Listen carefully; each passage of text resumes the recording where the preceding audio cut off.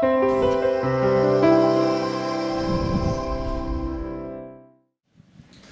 morning. I don't want to get mariachi music. I practice here in Las Vegas. I've been here for about 15 years. I have 4 arthroplastic partners. Let me see, how do I advance? So this is me. The take-home message here is that we have a fellowship that we're standing up. If anybody, I was cheating. Oh, he just started the clock on me. So we're looking to bring on 2 fellows. We should be able to get them about at least 1,000 cases each for the year. These are my disclosures. I'm not embarrassed. I'm self-employed. I work with industry very closely. I've helped design some things. I don't think this biases my opinion.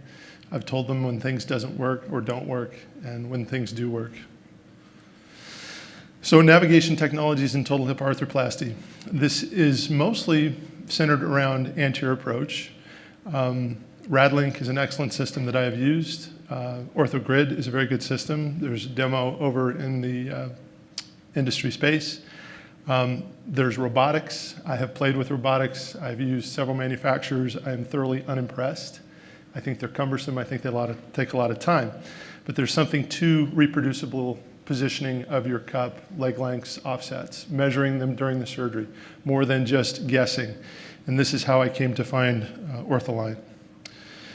The old school that I was trained with is the picture there on the right, where you look at the corner of the room and you make a 45-degree angle with the corner, and you cross your fingers and you're surprised when they come back to the ER dislocated. And this is back in the days of 28mm heads and the old poly and all the old issues. I actually trained on a hybrid cemented stem in my residency. So clearly there's something here that we can do better, and this is what has driven me to navigation. So what does this offer? What's the value? It allows you to adjust in the real time. It gives you cup version and inclination beyond just what you're looking at. Independent of the patient's position, independent of the table's position, you can calibrate it, and if you don't like it, you can change it in the real time. It requires no capital outlay, unlike the robots, which are north of $1.5 million now, and they incur $140,000 a year service contract, and they break, and then everybody's paralyzed until you get new robot parts back in. It's simple. There's no pre-op imaging required. It's implant agnostic. It's independent of everything but your choices, and it has a very intuitive learning curve. This is another scattergram. I think this is reproducible and consistent. This is what I have found in my practice. You're hitting the sweet spot. Whether or not we need to hit that is a different issue, but it gives you reproducible outcomes. This is what it looks like. You attach it to the brim of the pelvis. It can be used independent of your approach. You can use it posterior, you can use it anterolateral, you can use it anterior.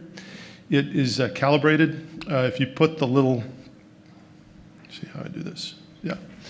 If you put the little peg in the proximal femur, you get offset and you can potentially get leg length. They have a femur laser option for leg length. It's not quite ready for prime time. This is the feedback that you're given at the end of the case, or at the end of cup implantation, that confirms what you were after or not after. It attaches to anybody's inserter, and even if they have a very bizarrely shaped inserter, there's an option where you can clamp something on and make it where you want it to be. You calibrate it, you take this part off of that, and it links with the accelerometer with a Wi-Fi link, I believe. The technical experts are in the back, and it gives you feedback on the little screen. This is what it looks like when you're doing a posterior or an anterolateral. If you're going to try this, I would suggest playing with it a bit before you take it to the operating room. This is what it would look like for the direct anterior. This is a patient. I separated these by about a month. These were done about 2 months ago. No complaints. I've used this on over 800 cases. I've used it on 100% of the hips. I use it on a lot of the revision hips for cup position, believe it or not. I'm a tumor guy by training, so I use this on tumor cup position. I use this for leg length on tumor cases. It works. And you get to build that magic upcharge for the imageless guided navigation. It's not much, but if you do it a lot, it adds up. Everybody's thinking, what is that little cable? That is the Kinemed cable. There's a little crack in the Calcar. I didn't do it. Somebody else did it. To date, I have had no complications that I can attribute to use of Ortholine. I have had, it adds no increase in time. My average total hip is 41 minutes.